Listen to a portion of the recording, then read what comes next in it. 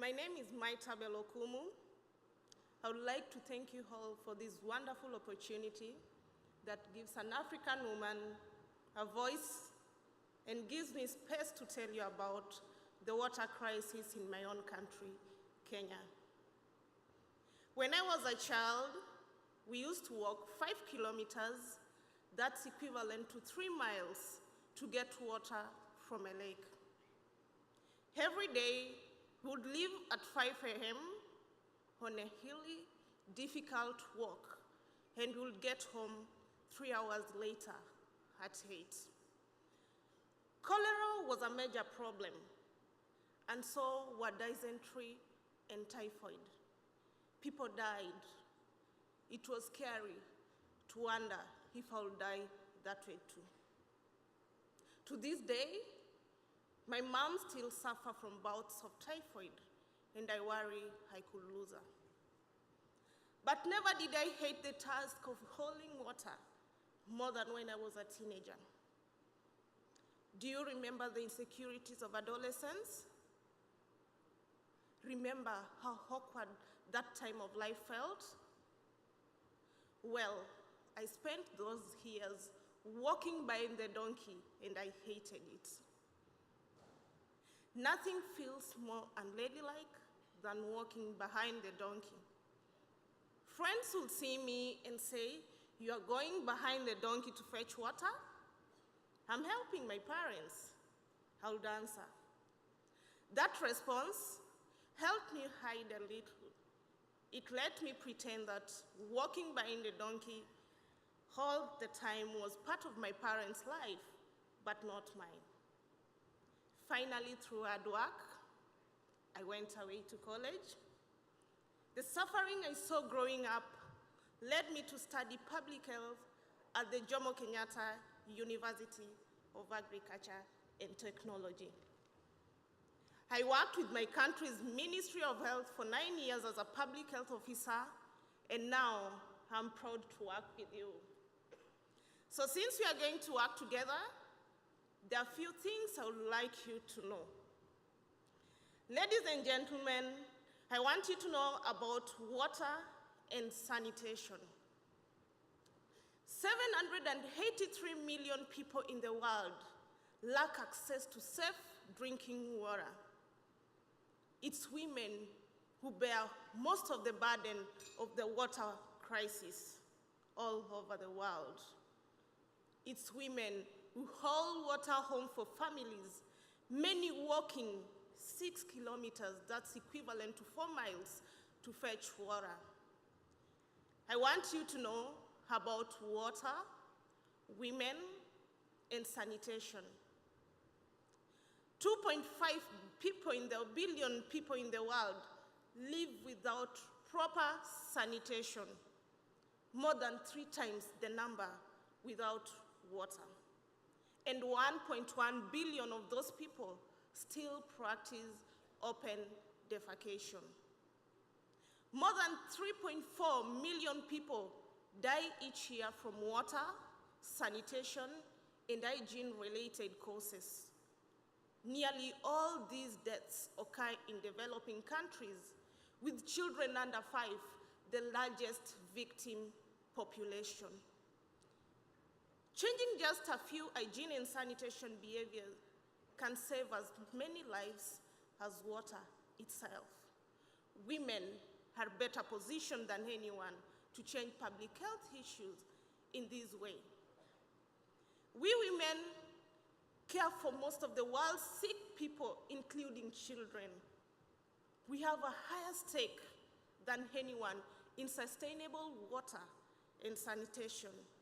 Yet women are often not equally represented in decision-making about water and sanitation projects. At Living Water, we want to change these by incorporating women's voices every step of the way. I want you to know about water, women, and education. All water-related illnesses combined cause 443 million missed school days a year. 400 million children have worms that impair cognitive development and lead to lower IQs. 100% of these worm infestations are water and sanitation related. For adolescent girls, sanitation is a special issue. When schools do not have safe private sanitation facility, there are high dropout rates among girls when they reach the age of menstruation. I want you to know about water, women, and time. All those years I spent walking behind a donkey for water, I was not alone. In sub-Saharan Africa alone, women spend 40 billion hours a year collecting water.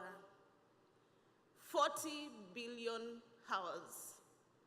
That is equivalent to over 4 million years just hauling water every year. We call this time poverty. During this time, we are not going to school, working, helping our children study, generating income, and contributing to the world. The world is missing out. First, I would like to tell you finally about water, women, and safety. The water women spend those long hours hauling is often unsafe. It's often the water that makes our kids sick in the first place. But also walking long hours for water alone and going out at night to defecate in private leaves girls and women vulnerable to attack, including sexual assault. This is a major problem around the world, and it happens to girls as young as Lucy every day. Clearly, women and girls are the biggest victims of the world water crisis. But we are not just victims, we are also its biggest hero.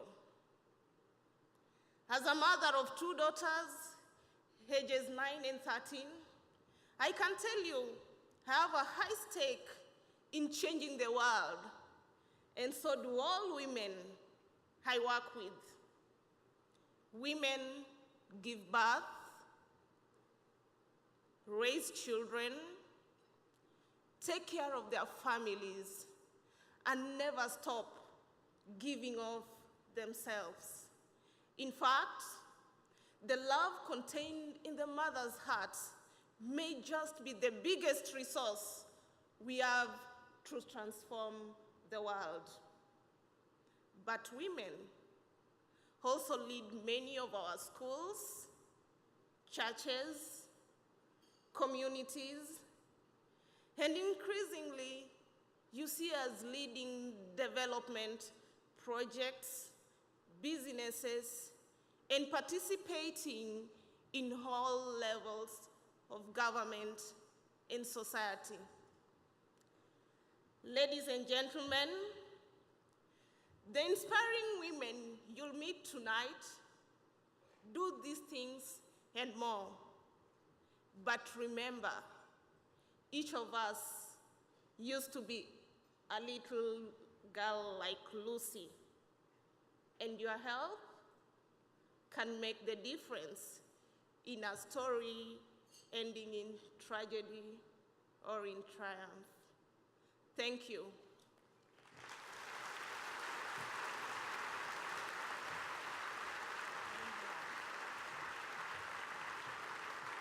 Maitabel, thank you. My question,